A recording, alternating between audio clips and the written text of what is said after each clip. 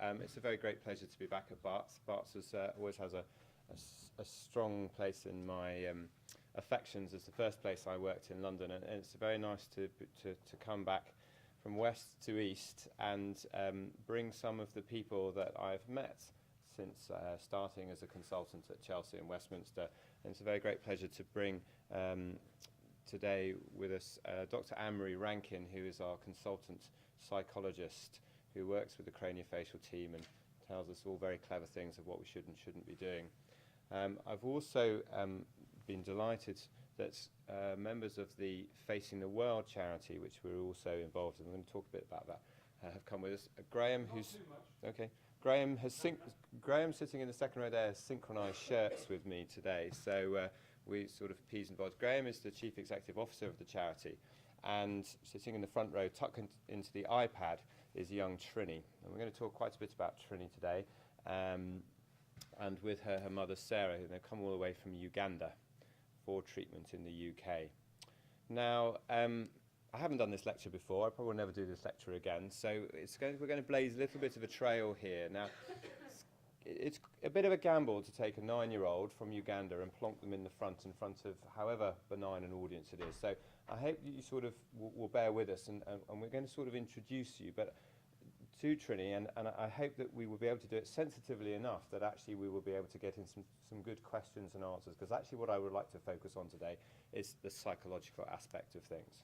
And I think some of the insights that we can gain from her and from also some of the patients that we bring over highlight some of the issues that Annmarie will face every day with the patients from the NHS that we treat at Chelsea.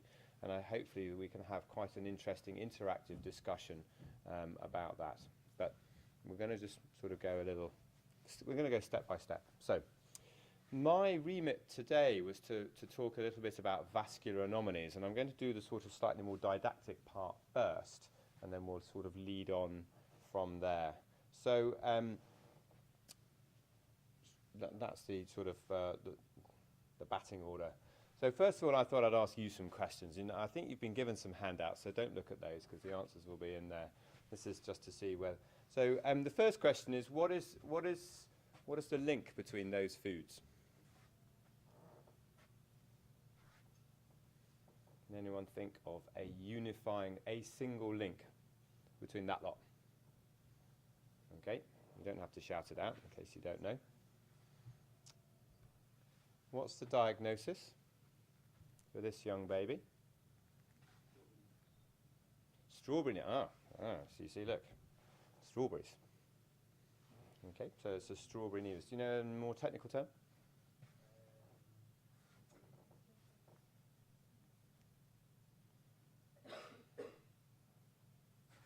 Hold that thought.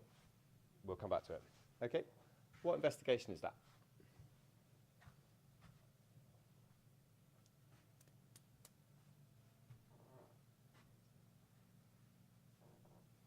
Any ideas?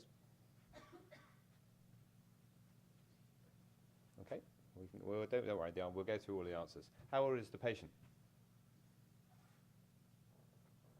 5. Dentists, hand up. Dentists, hands up. 1, 2, 3. Ian, I count you amongst these. Okay. Yeah, they're little, aren't they? Because they've got D's and E's, but the 6s are yet to fully. Okay. This is a vascular anomaly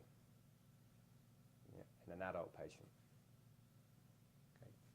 Any thoughts about what that might be? I know it's impossible to it is an AV malformation. Any thoughts about what kind of AV malformation it might be? So, I wouldn't expect, it's totally unfair to ask you on the basis of some photographs. So, we're going to talk about the umbrella term of vascular anomalies, and the difficulty with all of these things that they have been described for many, many hundreds of years, and whenever people sort of nibble away at a subject, there's all sorts of names that get attributed to things. So actually the unifying factor amongst all of these images is that they're all foodstuffs relating to the description of what we would now classify as vascular anomalies. So the port wine stain, or the strawberry nevus, or the cherry lesion, or the salmon patch.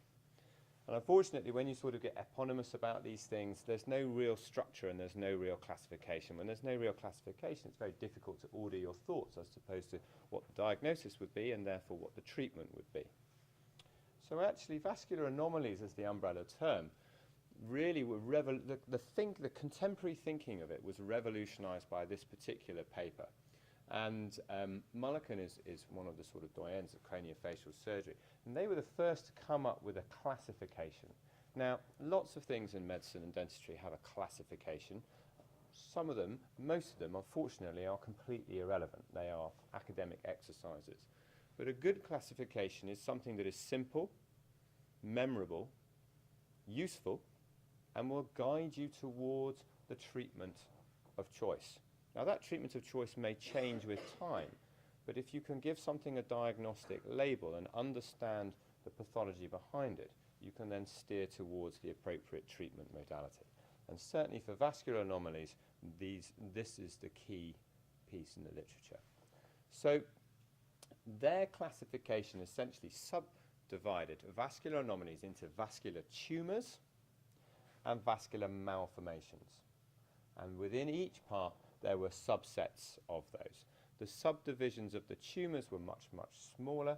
Subdivisions of the malformations were a few. And these are the main ones. Okay, and we'll break this down in a little bit more detail. I don't want to get too didactic about this lecture. Okay, so 80% of the diagnosis is in the history, and that's absolutely true for vascular anomalies. Okay, questions, invaluable pieces of information. Was the lesion there at birth or not? Does it change in size and shape? Is it multiple? Does it change if particular physiological events, so coughing, straining, crying? Are there any precipitating factors? Puberty, pregnancy, hormonal changes? Examination, the underlying anatomy is key. Okay? We've talked about physiological exacerbations of certain flow patterns. That's predominantly what you're doing. So by straining, you're increasing the venous flow. Imaging, again, is a very fast-moving field. Always, we try and go from the simple to the complex. So the handheld Doppler, can you elicit a bruit? You might even hear a bruit with a stethoscope. But the handheld Doppler is very good. You can get Doppler ultrasound, and then you can go up the levels of complexity, remembering that a lot of these patients will be very small children, and some of the more complex work you will have to do under general anesthesia. So MRI, MRA, so MR angiography, with or without with contrast, and then angiography of sorts, or a combination of these. And only really when you have a good handle on what you think you're going to be dealing with do you want to break out the knife. Sometimes if you're going to stick a knife into these without suspecting what it really is, particularly if you're going to go into a high flow vascular malformation, the moment you breach the skin, you really wish that you hadn't done that. And sometimes, again, you might do this under radiological guidance so that you get a suitable amount of tissue with the minimum amount of surgical insult. So let's look at the vascular tumours. Okay. The vast majority are hemangiomas. And again, as our understanding of these lesions has progressed, there are some subclassifications which, again, are clinically useful. And something that's come out of the molecular biology of these lesions is something called GLUT1. And these lesions can be then differentiated into those that exhibit GLUT1, and they are the vast majority, 90–95%, and those that don't. Okay, and we'll talk about the clinical manifestations of those. Of course, tumours can include benign and malignant tumours, and they are ones with small incidences, unfeasibly long names. I have you running around the literature, but can be included in the differential diagnosis. And this is why these lesions are often best dealt with and assessed on a multidisciplinary nature. So, common things are common. Let's start with hemangiomas. 10% of infants born in this country, it's estimated, will have a hemangioma of sorts. Okay? They are predominantly in the female. They're slightly more common in preterm infants. And in about a fifth of patients, there'll be more than one lesion. So if you find one, you've got to look for the others. Okay, and you may not see them because they may not be on the skin surface. Okay, going back to basics, we take a history. Very rarely these are present at birth. So little Johnny leaves the hospital pristine skin.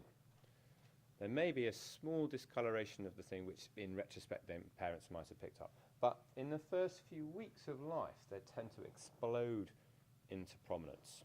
And if you follow the natural history of these lesions, they have three main phases. This proliferative phase, the plateau, and then essentially they slowly involute. So there is a natural history to them. And do they completely go away? No, they don't. They leave this fibro-fatty residuum, which can be quite difficult to deal with depending on where it is. So traditionally, people have made the clinical diagnosis of an infantile hemangioma, tap the parents on the shoulder, say, don't worry, it will all disappear. And the parents will say, ooh, they won't say that actually, but anyway, they will say when. And the rule of thumb is that you can say that they will be 50% reduced by the age of 5, 70% reduced by the age of 7, and predominantly they will all have disappeared back to the fibro-fatty residuum by the age of 10. However, it's quite disconcerting as a parent, I speak as a parent, to see these things sort of explode to get bigger and bigger and bigger and potentially more deforming. Not all of them you would safely leave. What's the concern for this patient? Sorry? Blindness. Why?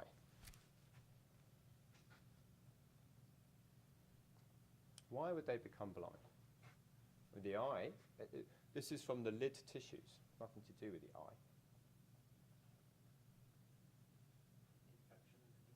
No. They can become infected, but the lesion becomes infected, not the eye. But good thought. So they can become infected, they can bleed, they can ulcerate. How old is the child? Ish. Months? Years? Months. Okay. What is the problem of obstructing the visual access? The eye will not function and therefore not develop. So what would not develop? Connections. The visual cortex. So they will get an obstructive amblyopia. So if you obstruct the vision, and you can do that either because of the physical presence of the mass deforms the globe, or you can get complete obstruction of the lid, and the risk is that the visual cortex will not develop permanently. The other endangering ones will be in the airway. So again, if you see lesions on the outside, you've got to think about lesions on the inside. Some of them may be in the hypopharynx or the laryngopharynx, and again, they will come with their own difficulties with regards to management. Okay, so we talked a little bit about the conservative management, but physicians and particularly surgeons are not very good about doing nothing. And again, in the days that these were poorly understood and poorly responsive to the various treatments that were offered, there was a whole range of medications that were pumped into these things, both into the actual lesion or into the actual patient themselves, including steroids, chemotherapeutic agents, immunomodulators. There is a role for laser, okay, particularly if they ulcerate, really only if they ulcerate, and surgery, but surgery is not without its difficulties. The magic bullet for infantile hemangiomas really came from an incidental finding. A French group, 2008, reported a case of a young child with pulmonary hypertension treated with beta blockers for the pulmonary hypertension. This child also happened to have an infantile hemangioma, and this group watched this infantile hemangioma rapidly involute as a result of which they then traced back to the onset of the propranolol or the beta blocker treatment. And this has been further investigated, and series have been published both from Chelsea and Westminster, and this one from Great Ormond Street. And really, our understanding of the endothelial biology of these lesions is such that we understand now that beta blockers can interrupt the vascular genesis of these infantile hemangiomas as long as you start the treatment in the proliferative phase. That is when they are most effective.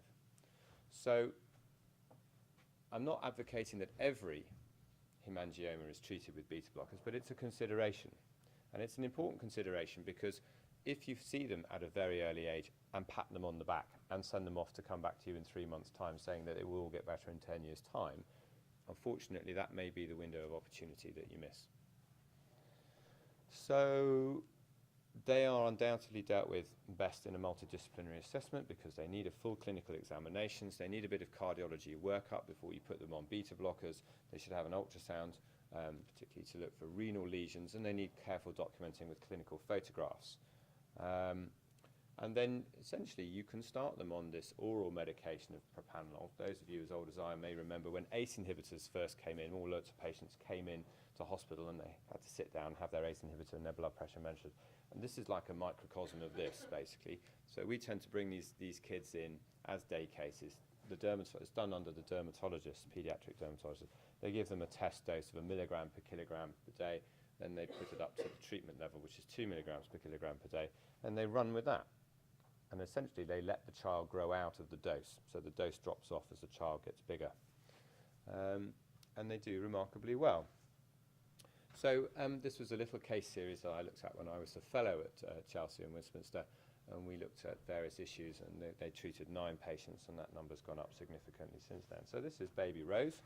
She has an infantile hemangioma, or strawberry nevus, and she's in the subset of patients that have more than one.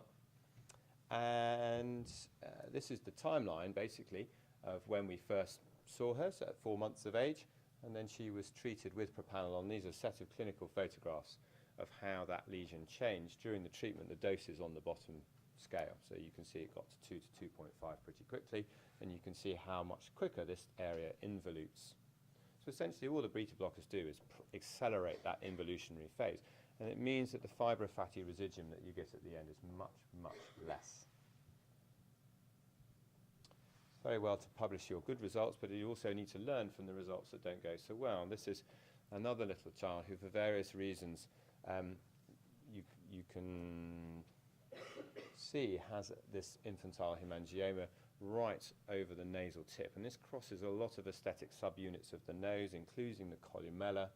It's not particularly obstructive in nature, but it's quite deforming, and it will be quite deforming, both at this stage and the fibrofatty residuum, and if you're going to deal with this surgically, this is a complex reconstruction in a young child. And I'm just talking about the surgical aspects of it, let alone the fact that they will now be aware of this, other children be aware of this, and we'll move on to the psychological aspects of these sorts of things in due course. So here again, this is a clinical series of the photographs, and you can see that she was much older when she started her treatment, and really we'd missed that proliferative phase. And in missing the proliferative phase, you can see the results of the propranolol therapy are not as striking as they were in the first child. So again, this is a little bit of evidence to suggest that actually treating them early and treating them in the proliferative phase gives them the best results. And this is a various graph of the patients that we treated, and you can see that we started to get them earlier and earlier. This is the child that I show you just most recently.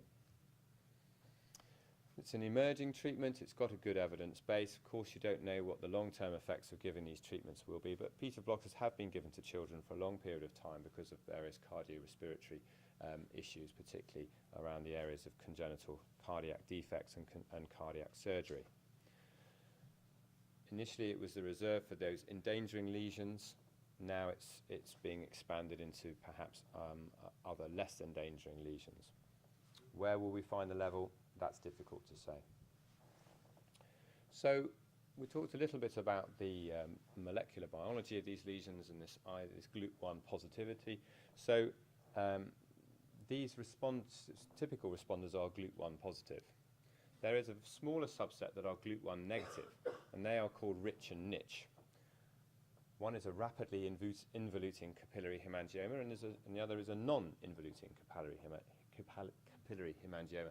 And unfortunately, there aren't any clever tests to differentiate those two.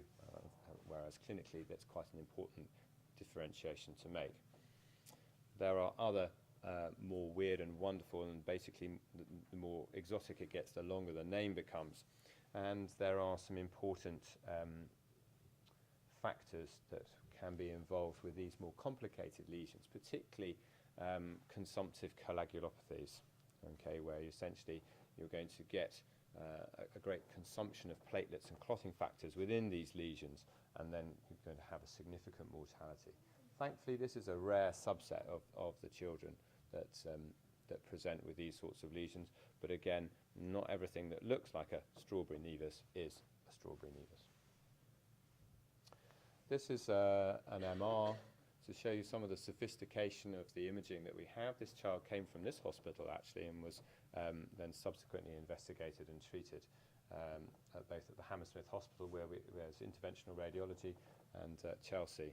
And there are, I won't bore you, I'm not an MR radiologist, but this was the area of interest here. So presented with spontaneous bleeding into the mouth. And again, you can see that this lights up very bright. The diagnosis was unclear in this young patient, so they had a carotid angiogram under general anaesthetic, which is not an investigation that you would undertake lightly. And again, there are, when you look at the digital subtraction pictures, there are these little blush into the area in that sort of retromolar space above the developing 6. Before you go in surgically, incise it, you want to know whether what the flow is in the lesion. Are you dealing with a tumour, or are you dealing with a malformation? Are you going to get a representative biopsy? Are you going to destroy the developing dentition or potentially upset the mandibular growth pattern? All questions it's important to understand. Okay, moving on. Vascular malformations. Okay, you can essentially classify by simple, okay, what they are, the origin of the tissues, whether they come from the capillaries, the lymphatics, the venous system, or the arterial system, and unfortunately then you can look at combinations thereof, and various, you can work out how you add the letters to find out what the makeup of them is. From the clinical perspective, the key thing is whether they are high flow or low flow. You will see really it is the arterial malformations which are the high flow ones. They are the ones that are extremely difficult and challenging to deal with. So a vascular malformation really is something that is relatively normal tissue in a discrete distribution that will grow proportionally with the patient. It may grow in certain bursts, so associated with pregnancy, puberty, hormonal changes. Lymphatic-based ones may change in size if there is an immune insult, even like a common viral infection, depending on the tissue of the vascular tissue of origin. So again, going back to the history, these lesions are present at birth, but they may not be always visible. They don't usually have a family history, and they grow in proportion. And over time, they will change. Okay. So again, what do you do? Well, there's a whole range of things that you can do, including reassurance. There are various non-steroidal and topical agents that you can use, compression for lymphatic-based, or anticoagulation if you think that that's going to be an issue. Looking at the intervention, you can use laser for capillaries. I'll just talk about that in the next slide. For the venous and the lymphatic malformations, don't forget these are low flow. Essentially what you want to do is introduce an agent into the lesion that will then stick it all together. So make the non-sticky endothelial surface sticky. And you can do that in a low flow malformation because what you put in is not going to get rapidly leached out of the lesion. It's going to stay in the lesion long enough to work. And there are various agents that you can use that have quite complicated names.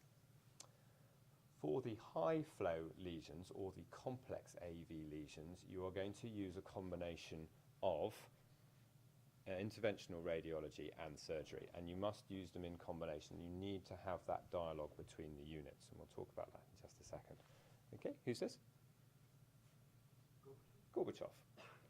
What treatment has he had between the picture on the left and the picture on your right? How?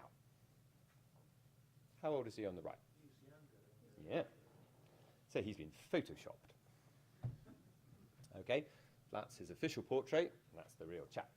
Okay, so this is a birth defect or a port wine stain, and a port wine stain really is a capillary-based AV malformation. Okay, and like we all do, we darken and we mature with age, and it will mature with age. And they do respond to laser, and kiddies, sort of a pulse dye laser works very well. If you have a nodular pattern in adults, you can use an ND-YAG laser, or you can use surgery. But again, working out what is important.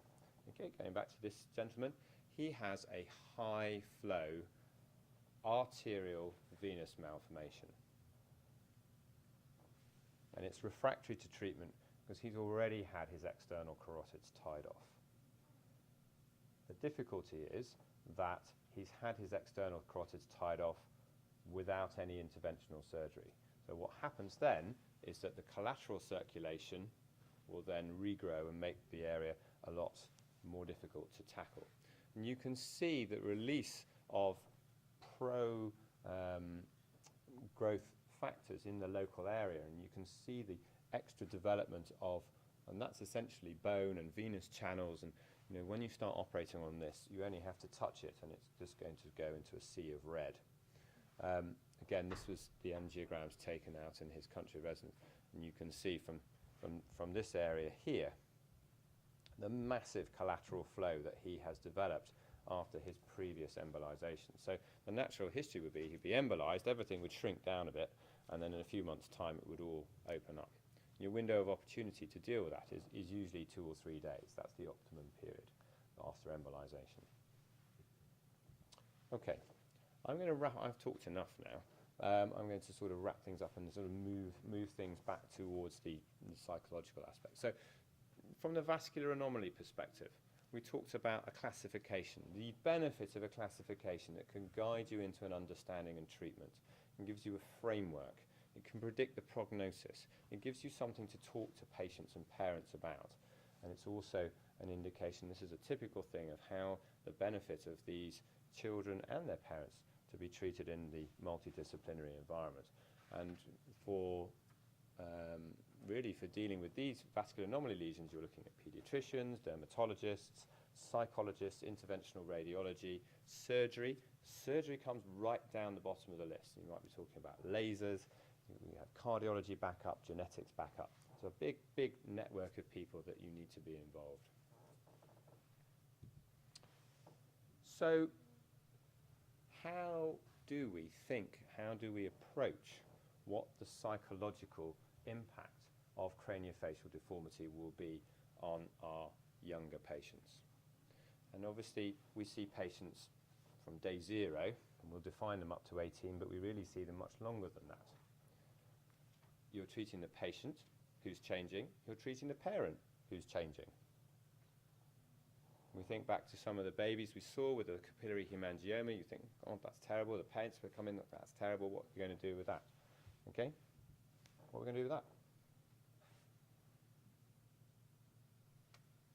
What is the psychological impact of that on that child? How does it compare to a capillary hemangioma, small area on the forehead that we saw recently? Nobody has the answers, but we all need to have a framework of understanding what these impacts will be. Okay, I can put this up here because this person is in the room, and you're going to be able to ask them what the impact for them, for their family, not just in the UK, but transculturally will be. And this is where I'm going to sort of invite Annmarie to come and talk a little bit about the issues around deformity, and just to sort of get us thinking about things. This is Annmarie pointed me towards this paper. This is from Peter Butler, who is in the facial transplant group at the Royal Free. You've talked a lot about facial transplants. I haven't actually done one yet, but this you can extrapolate. This is not just facial transplants. We're trying to understand the motivation, the expectation, what they're going to get out of the procedure or the intervention. How satisfied will they be? trying to understand that is very, very difficult. I'm going to show you a video now. It doesn't pull any punches. It's not here to shock you. It's here to make you think. And then we're going to sort of look into the psychological aspects. And this is a video that was made by the Facing the World charity. And it would be interesting, you know, with the people that we have in the room to then think about how this would affect patients. It would affect how you're going to. Well, I hope it's going to work.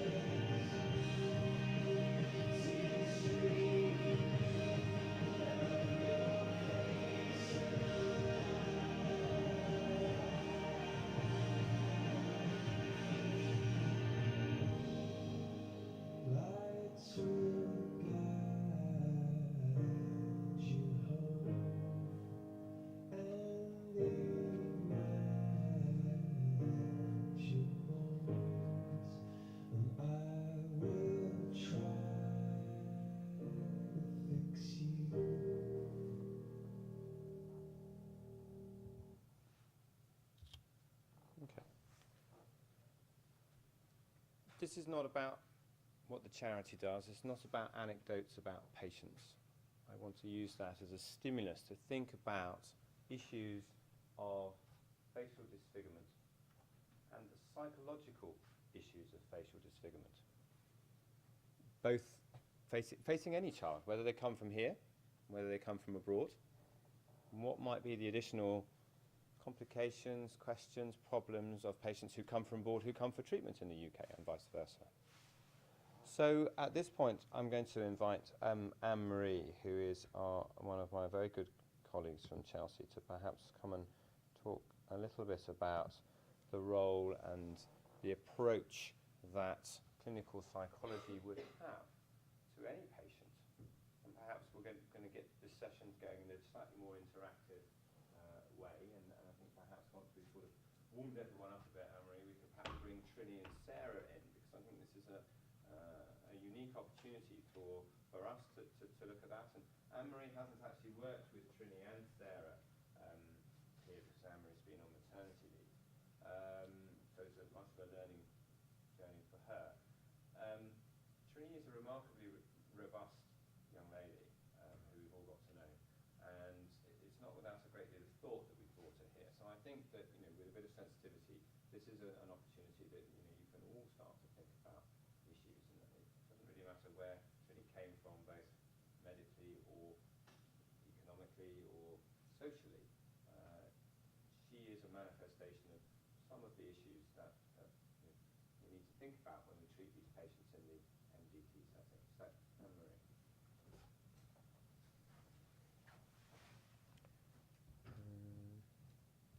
Should we ask them a question? Yes. What's the difference between psychology, psychiatry, and psychotherapy? Let's shut them up. Money is one of the Money. It's one of the answers. Yeah. Go on, Annmarie. Put Okay. us out of our. Okay. We start with psychiatrists are actually medically trained doctors who then specialize in mental health. So once you have become a trained doctor, then you will have specialist training in mental health. So what they will do is largely diagnose and prescribe medication according to that diagnosis. So you'll probably see a psychiatrist, if you're lucky, 20 minutes. And historically, there's been a fairly strong division between psychiatry and psychology. I'm glad to say we're now much, much better at working together and have found a way most of the time to complement each other. So psychologists, we know nothing about medicine or medication. From the outset, we study thoughts, feelings, behavior. God. That wasn't meant to happen. Let's deal with that. Sorry. Know nothing about technical hitches. No. Carry on. Psychotherapists are probably what you imagine more when you think about Freud, Jung, lying on a couch. So they will look at how your childhood experience impacts on your current behavior or current relationship difficulties. And that's very intensive, usually kind of 3 sessions a week on the couch, and most of the time very expensive. And the psychotherapists themselves have a very intensive, expensive training, and they have to undergo therapy themselves. So what you will usually find in an NHS setting with a craniofacial team is more of a clinical psychologist. And my speciality, I work within the pediatric department, and so my speciality is working with children with medical difficulties and the psychological impact of having a medical difficulty rather than a mental health problem. So with regard to the craniofacial team specifically, what we know, if there's a take-home message from the psychologist, I would say that looking at a child or young person and making a judgment about the severity of their disfigurement does not tell you, it's not a good indication of the individual's subjective distress they may be experiencing. So that leaves us with a slight problem. You've got this fantastic team of consultants who have hundreds of patients waiting for them, 15 minutes to meet a family. how do they pick up on what child will need psychological support and who won't. And I'm very fortunate to work in a team where the surgeons are the most psychologically minded surgeons I've ever worked with. So we work very closely. If Jonathan or his colleagues have any concerns, they'll contact me. I'm usually available to come up to clinic straight away, and I will offer the family an assessment at a separate time from their clinical appointment.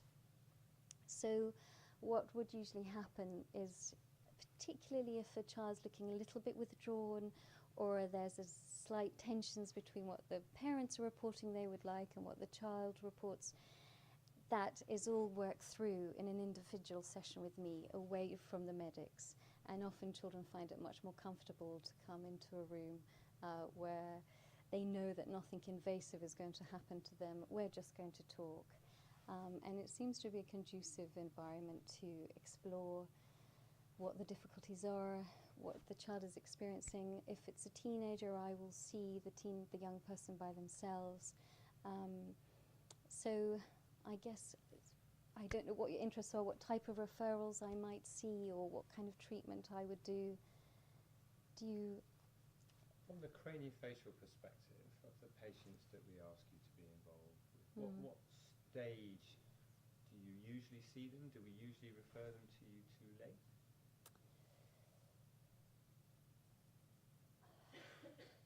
Very rarely.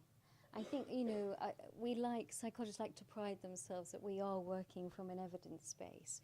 And what the research is now showing us very clearly is that all children, if they're well prepared psychologically, pre-surgery, support on the ward, post-surgery, and support with a psychosocial adaptation post-surgery, the outcome of surgery will be optimal.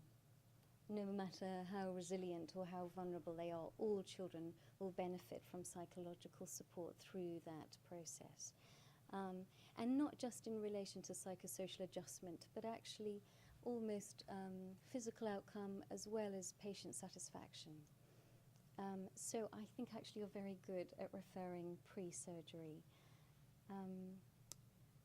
What would you say would be the common manifestations of, say, psychological issues around facial disfigurement? Is it just purely appearance? I guess no, certainly it's self-esteem, identity issues. I guess working as a psychologist, we're always thinking of working at various developmental stages.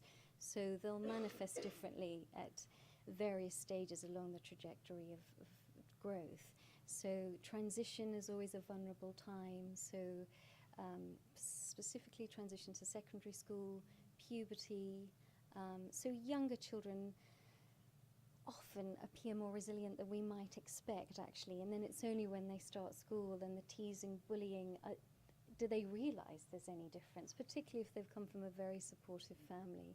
So definitely identity, self-esteem issues. We see a lot of bullying, a lot of teasing. And then I guess there's a whole subgroup of those who've had a traumatic incident and have a disfigurement as a result of a specific. So then there's lots of work around trauma and adjustment to looking different, loss,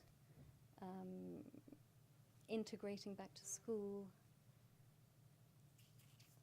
Has that answered the question? Some questions that I've spoken enough now. Any questions that you would like to? Please don't sit there in silence. It's going to be a very long half hour. Otherwise. Following surgery, how long do you look after the patient afterwards? How long is your kind of role in their kind of rehabilitation? It's a good question. It's very variable. I mean, what I would say is to be aware that one procedure, a similar procedure affects, it's a very idiosyncratic response to one procedure. So one child may respond very well to exactly the same procedure as another child. Tissue expansion, for instance, I know is one of the procedures I sometimes have to remind surgeons that actually, although it's a very exciting, innovative, new way of working with skin and is much more optimal than skin grafts. It's a very traumatic experience for lots of young children. Do you know what tissue expanders involve? Okay, so basically they would be the idea that if you have an area that you want to bring skin from nearby, you can you insert essentially inflatable croissant into the patient. It's then covered over. You have a little port, like a chemotherapy port, under the skin, and slowly over time you will inflate that, usually with saline or with air. Nature's greatest tissue expander is pregnancy. Okay, the idea that you can stretch, you get all of this abdominal skin, and then despite the skin cream, once you deliver the baby, there's still quite a bit left. That's tissue expansion. Okay, we just do it with balloons. But essentially, you're pumping them up to be quite disfigured. Well, they're often done in the forehead or the neck or the cheek. So you're expecting a child with sometimes a fairly minor disfigurement to go through a process for 6 to 10 to 12 weeks where they become extremely disfigured, and you're expecting that child to go back to school and behave as if everything's normally. And I have worked with one young boy, to answer your question, and I'm still working with him, and the tissue expansion was 18 months ago. He found it extremely difficult. But again, he was 11 years old at the time, and he found it incredibly painful. Often it's the nurses who will inflate. They're inflated gradually over time, but because his family had to travel for a very long distance, the job was given to the parents. And so the whole family were traumatized. Dad got the job of doing it, Mum got the job of restraining him, and little brother had autism and would be hiding under the table. So for this family, they were all affected by this process, and he ended up changing schools as a result, actually, and still is talking about the challenges of that experience 18 months later. But again, at the same time, he showed remarkable resilience, because I think at one point the parents said, okay, we've had enough, this has got to be his decision, and they gave him 24 hours to decide whether he wanted to continue or have the expanders removed, and he very bravely decided to continue. And So would that classify as treatment success? Oh, yeah. Really? Surgically, it might be a miracle. We might pat ourselves on the back and think he looks wonderful. But actually, what we've done is put a wedge into his family. He now sees, hospitalization. His father is essentially inflicting pain on him on a daily basis, where he may well have had a very, very supportive and nurturing relationship before. The baby brother, sees his elder brother, looking like the inflated person. I don't know. There's no answer to it. Are the patients counselled on what may happen, all the different possibilities? We may have to do this, we may have to do that, so they can expect that beforehand. they're prepared as well as we can according to their developmental stage. So what we like to think is we give clear, simple, compassionate information at an appropriate level for their age, but we can't predict every outcome. Another child experiences tissue expanders and doesn't, is 1 to 10 on the pain scale. So we can't always prepare them for every eventuality or their own experience of it, but as we were saying, what we do know is those that we manage to prepare very well have a much more fluid outcome with much higher patient satisfaction rates. Yes. At your initial visit with the patients, do you use any psychological assessments to see how they respond to the how well they'll cope? It's funny, I was thinking of that before. We don't is the straight answer, but there is a group of researchers looking at the moment at resilience in trauma, particularly in paramedics, and they're coming up with some personality traits plus social support and psychological support as the kind of best outcome. But it's at its very early stages. It's really hard to predict still who will. I mean, you'll have the fortune of meeting Trini in a few minutes, and she has showed exceptional resilience and is an exceptional young lady. Could we have picked that up in a screener? There are indicators, but again, it's not that there isn't a standardized screener that we're using to pick up on those. And I think that's a very interesting point, because if, Annmarie, I work in a very fortunate environment that, Annmarie is in the same hospital, let alone has the ability to come to clinic. But actually Annmarie doesn't see all of our patients. She can't. There's no way. So who are the screening tools? Well, it's probably us as clinicians. What screening tool do I use? I don't have one. And that's probably a failing on my part. And I probably would love to have an evidence base of, to fill in a questionnaire and things like that. What do I use? I don't know what I use. I use gut feeling, and I'm sure I get it wrong more times than I get it right. I'm sure I do. And I don't know where your own individual idiosyncratic prejudices, feelings, whether you're male, female, your ethnic background, your social background, whether you're a parent or not. I don't know, but there's sometimes, if you say it's my gut feeling and alarm bells, I would just have the fortunate to be able to step back and essentially get a far more qualified second opinion. Well, I think clinical intuition is incredibly powerful. So it's very rare that Jonathan or his colleagues would refer me to somebody that didn't need support. What we don't know if there's another group of people that we're missing that would benefit from support that I'm not seeing. But again, answering your question about a screener, I have the privilege of spending an hour minimum with families, and so there may be a questionnaire I might look at, but actually there's a whole host of other things I'm doing as part of that assessment. And it's not just about the individual, it's about the family and how supportive the family can be, and managing their expectations, and who's contributing to the decision-making process. And often lots of the children we see, this is cosmetic surgery, it's not always functional, and that kind of makes the decision process even harder. And there's no dip-that-dots in clinical intuition either. It's not something that I think you learn. You don't sit down for the clinical intuition module exam. It's unfortunate. Yes. Come on, Julius is warming up now. I like this. Come on. How do you prepare a child differently from one who's taught? Because obviously you can't imagine a social or cultural environment. So how would you prepare them differently? That's a fantastic question, and something we're only just looking into. I haven't routinely prepared children from the charity because I'm not set up. My role isn't, my remit doesn't extend to that, but when there's been a case where it looks like psychological support is needed afterwards, then I come in at that point.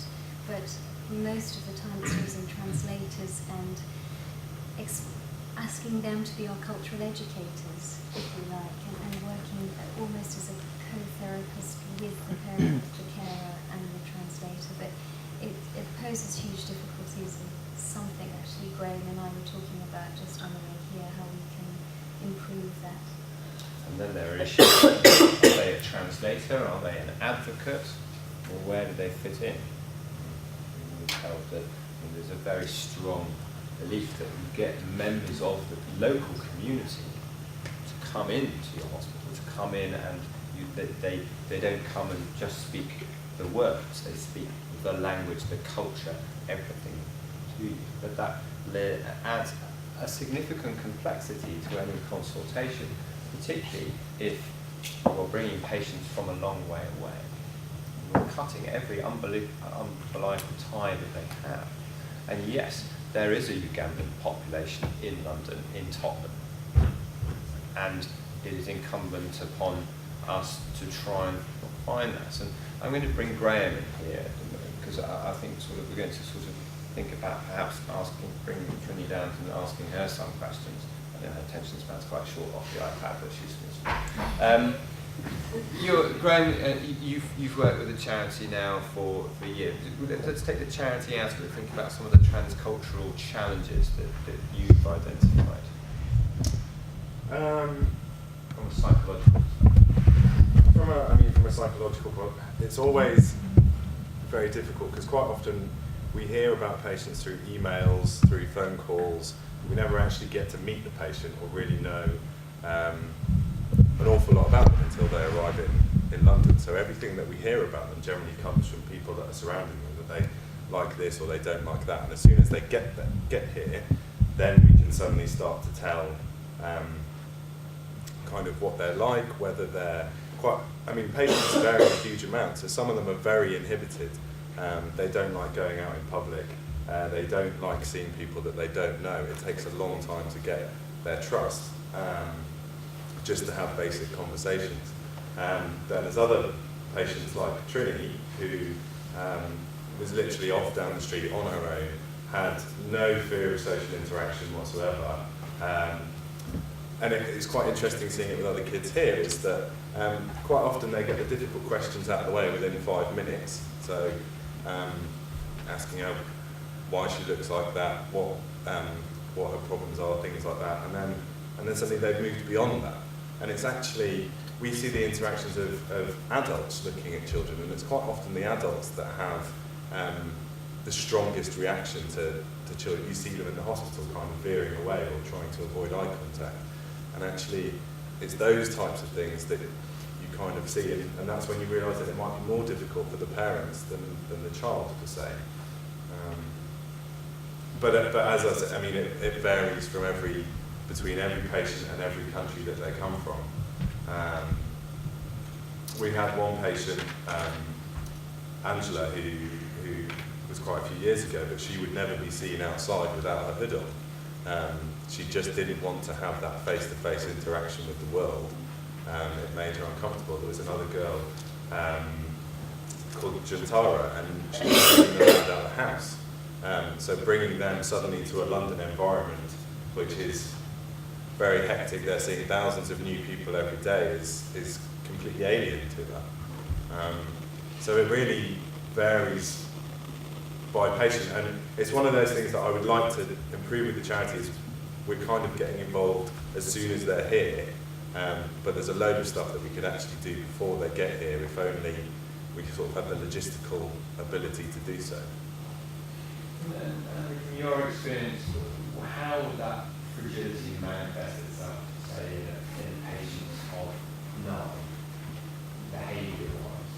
Behaviour-wise, well, they would often be very withdrawn, shy, lacking confidence. They may come across younger than their years, depending on their experiences at home. I do remember there was one young lady who had kind of been kept in a shed, almost hidden from, it was such shame attached to this young lady. And so for her, you can imagine that the transition was just phenomenally huge. And she very healthily went from being incredibly withdrawn, shy young lady to actually being quite angry and irritable and very cross with those people who were close to her. And I think that was years of pent-up kind of repressed aggression from her earlier experiences. So, we would view that as a healthy part of the process, actually, of adapting to a new life where she could function as all her friends did. But behaviourally, it's hugely variable. I also think one of the things that we realise is that it extends much further than just the family. I mean, the first patient that Faces the World ever treated was a little girl from Afghanistan. And in her community, the elders of the village basically wanted to stone her to death because they thought that she brought bad luck to the village. So not only did that have issues for her, but also for our family from being ostracised from the community in which they lived. And then, she had her treatment, she's gone back into that community, and it's sort of as an accepted part of it now. But that's a whole huge journey to go from basically people wanting you dead because of the way that you look to, she's 17 now and studying at school, which is an outcome which is incredible, but that's, just one of those cultural things that's really quite interesting.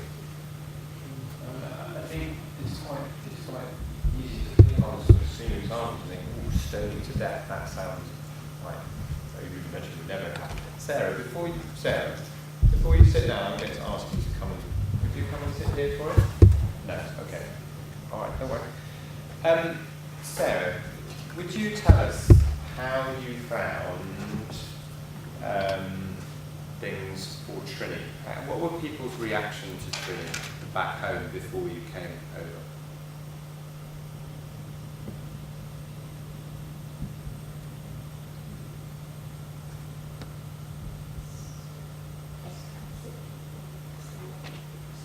Okay,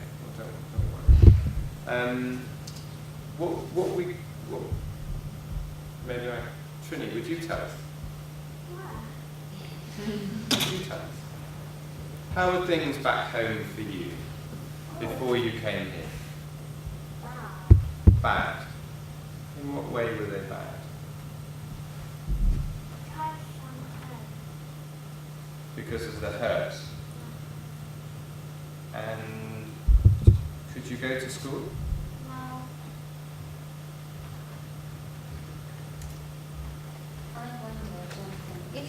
If Trini, if there was another delightful young lady in Uganda who had a tumour, and you were having a chat with them, and a person from Facing the World came and said, "I'd like to take you to London for treatment," what would you tell them? What would you say were all the good things about coming to London and having treatment?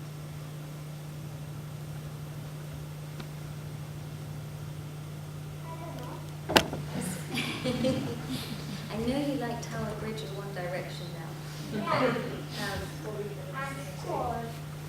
And school. So school has been a huge benefit to you, hasn't it? Something you really enjoyed.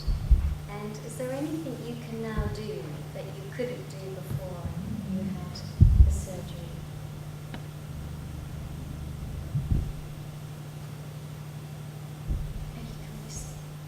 I heard you in the car. So you can whistle.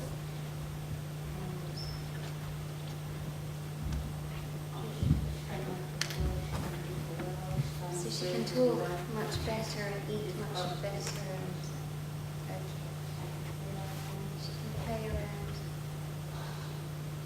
And we know she's great at that. And if you were talking to this other young lady about coming over, what would you say the difficulties were about coming to London?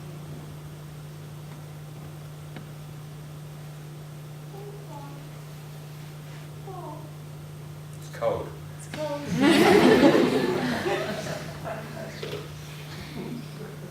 And how do you feel about being in hospital and having lots of doctors looking at you?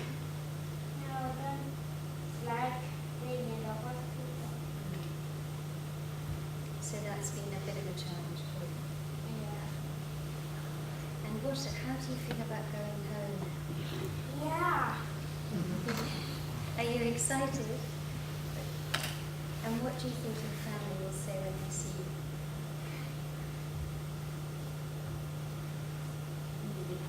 They'll be happy.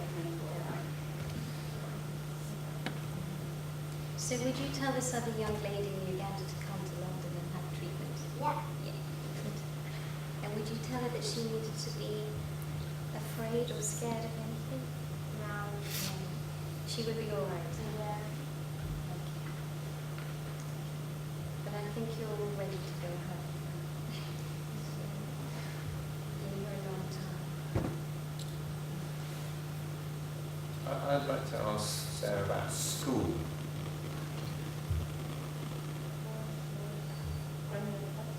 Where did you go to school first?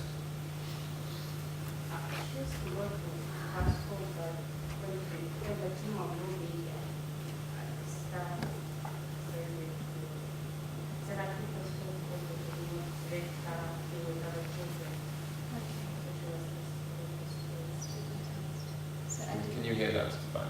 Basically, Sarah is saying that Trini went to school initially, but when this area grew quite large, she was asked to leave the school. They would no longer teach her.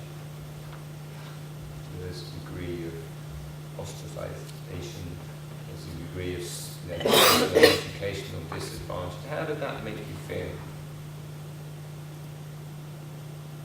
as a mum? As a mom, I was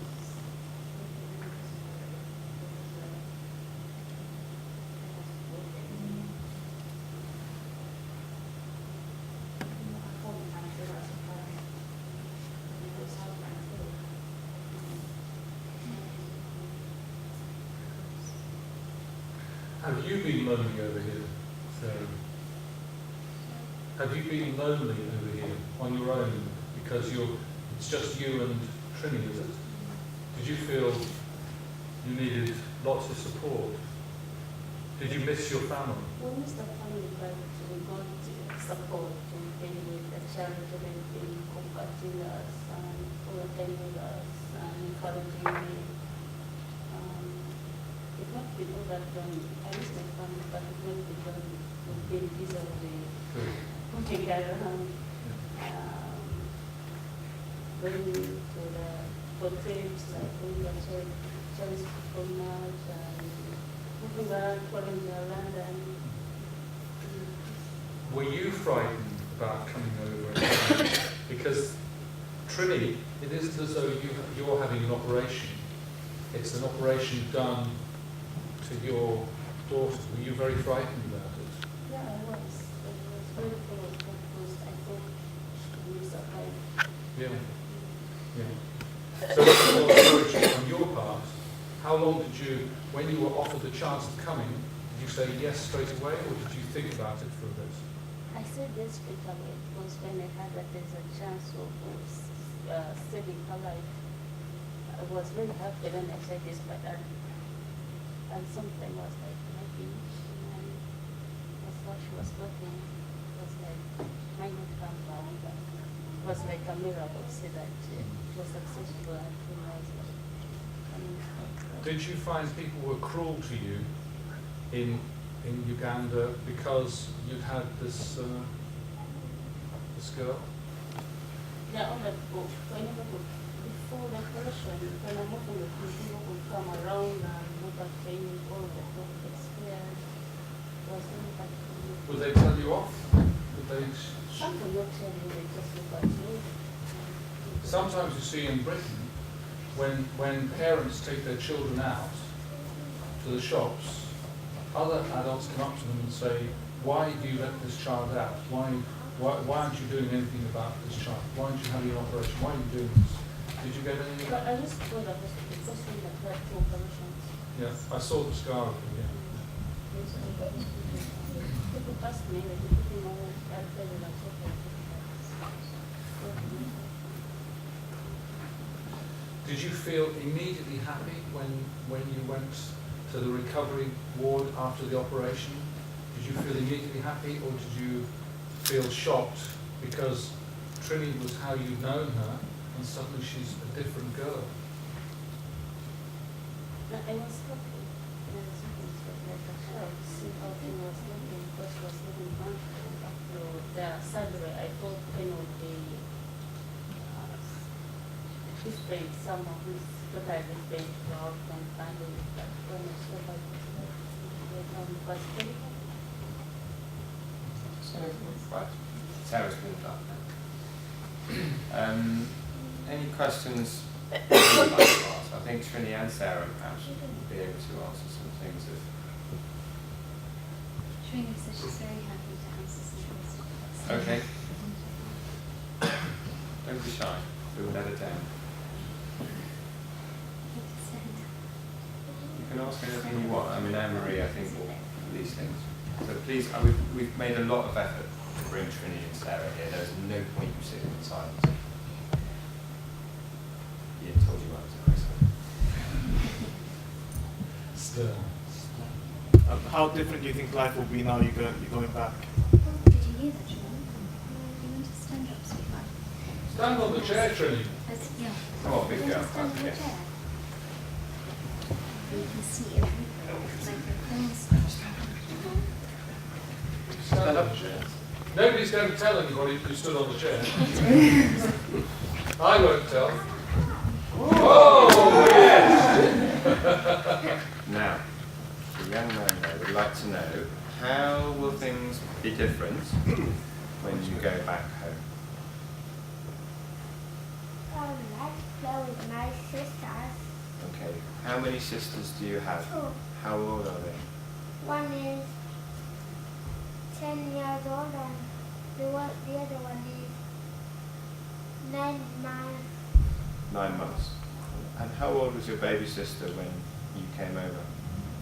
3 months old, I think.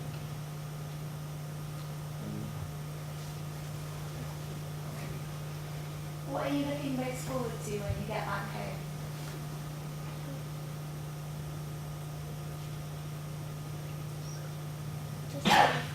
To see your sisters, yeah. And with your big sister, you're going to go playing School. and a new school. What was the best thing that happened to you in London? What was the best place you went to in London? Brighton. Brighton. That's not London. So that was the sea. That was the sea. What did you see in Brighton that you've never seen before? A sea. The sea And Brighton Pier. and Brighton Pier. Did you go in the water? Yeah. And it must have been January. Was it cold? Yeah. And Trini, I know your sister's changed school. Are you looking forward to going to the Yeah. new school? What she said that the new school's like? Big and I don't know. You'll be going together. Yeah. And have you been at school while you've been here? In London? Have you been to school? Yeah. Where did you go? At first I was really school.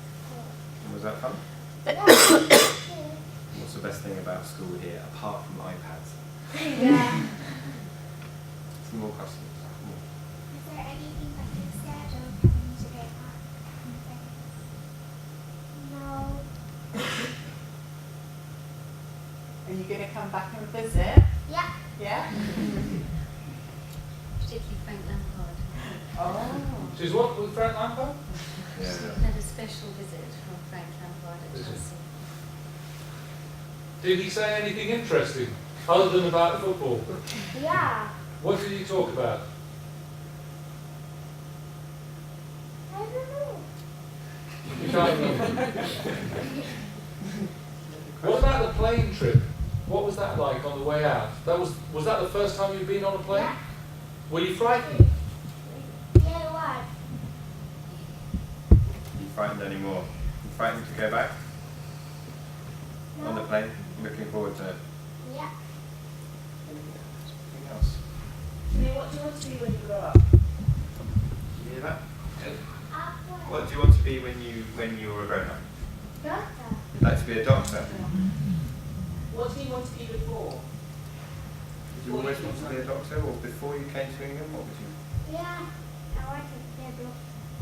Why did you want to be a doctor? Putting in people's hands. You put like putting needles in Yeah. people's hands. That was an anaesthetist on our. Will you come back and give a talk when you're a famous doctor, Trini? Yeah. So would you like to put needles into Jonathan? Yeah. Lots. I would too. Any other questions?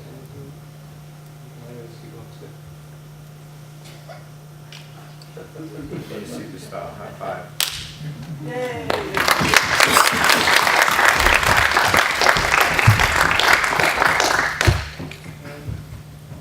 Jonathan, yes. I want you to explain to me the phenomenon of when you have a single feeder vessel coming into a lesion, you embolize it, it's only one feeder vessel, the phenomenon you showed there, what is going on there? Why do the other vessels open up to feed the tumour afterwards, a year, 6 months, a year?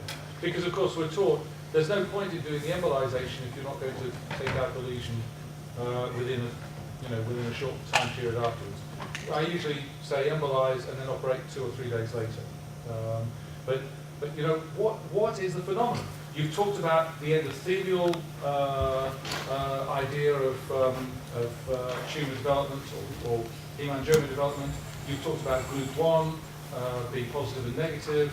What is going on? Why? It's like the lesion is demanding a blood supply. Yeah. No, absolutely. Well, the lesion is alive.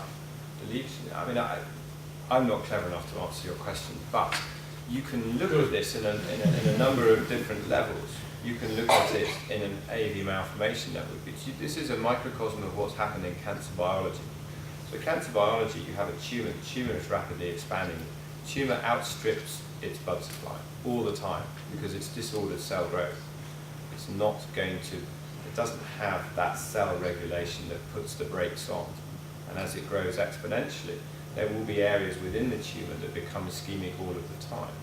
And we know that the ideas of oncogenesis are changing, that actually now the cancer genetics is the spark, but the fuel is the inflammatory reaction that feeds it. So this whole melange of interleukins and endothelial growth factors and things like that will be released in a parody of the inflammatory cascade, and that will drive new growth. Now, that can drive it at a capillary level, but most of the organs of the body have a significant collateral circulation. Really only the brain and the heart have poor endonastomoses. So what drives it upstream to open up these collateral supplies? Well, that could be flow effects, it could be endothelial effects, it's undoubtedly going to be a combination of them all. But if you imagine yourself on the beach with a river running down, you dam one bit, it's going to find its way around. If those channels exist, then that whole microenvironment will open up and the channels will dilate, and that's the window of opportunity for vascular anomalies to dilate. And if you don't commit yourself to embolize and operate, then actually, as we showed in that example, the situation will get much worse. And he is now untreatable. There's an interesting phenomenon that I've just had to deal with, which was a young girl from Zimbabwe, a young woman actually, who had huge ossifying fibromas of the maxilla and the mandible, and I did subtotal resection of them, and because otherwise she'd have no bones of her face, it would just be skin flopping around. Her whole mandible and maxilla were involved bilaterally. It grew back rapidly. So I sent her off to see physicians, because clearly there's a physiological process going on. And one of the suggestions was to use vascular endothelial growth factor receptor antibody. And so we did a subtotal resection on her and have treated her with Avastin, which is an antibody against vascular endothelial growth factor receptor, and it's not growing miraculously, which does kind of, it wasn't a vascular tumour, but it was a tumour that had a huge blood supply, a random pattern blood supply, not individual blood vessels coming in. I think it's an I think a lot of different pathologies clearly have a very important vascular relationship. I mean, Trini's pathology, which is fibrous dysphasia, you know, if you operate on it, you initiate an inflammatory action that drives it coming back. So very typically, these will occur as small areas, they'll grow, they'll have some surgery, that is the fuel. That's the surgery is the spark, the inflammation is the fuel, and that drives massive expansion. And in fact, Trini was a good example of that, because her tumour was visibly expanding on a daily basis when she came in, and we don't know why. That is potentially growth related, vascular related. What we do know from our sort of emerging experience of this is that if you are radical with it and you try and get it back to where the original part of the face was, not only do you try and restore the symmetry, but you're trying to go back to where the original facial skeleton originally existed. And then they seem not to grow back as fast.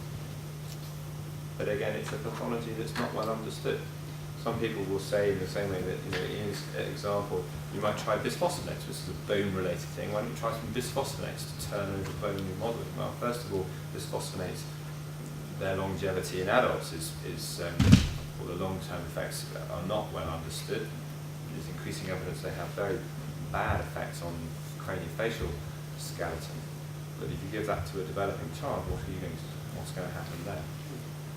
And it's a little bit sledgehammer to crack a nut. What would be great is to devise some form of delivery system where you can find an effective medical treatment to deliver localized treatment. So the developments that we didn't talk about on the propranolol status will actually treating the whole child with propranolol for a capillary hemangioma. There is current studies going on for topical propranolol ointment, which makes sense. Makes sense. I mean, if we knew what part of the pathway it was, maybe we could be more specific about that. Surgery has far more questions than answers. And I think really, I haven't really stood here to give you any answers. I'm trying to have a little insight into the world. We framed it around vascular anomalies. And very grateful to Annmarie coming along and talking to you a little bit about the bits that the understanding of the decision-making process and the enormous impact of what we do on children. Fortunately, I think we probably get it wrong more times than we get it right. But medicine is an inexact science. I'd also like to thank Graham for taking the time to come over and sharing some of the information, and also for his help, and particularly to Sarah and Trini, because I have to say that was, it's a bit of an experiment to set them through all of that. And sometimes it's easy to forget that Trini is only 9 and she comes from a small remote community in Uganda, has been ostracised from school, been stuck in London in the coldest winter on record, and she still thrives. And Annmarie, I'm not sure any of us could find a reason or an explanation of why some children are particularly resilient, some parents are particularly resilient, and some are not. More questions than answers. So thank you very much for coming. Thank you very much to the people who have come with me, who've given their time, and thank you for the interesting discussion. Thank you very much indeed.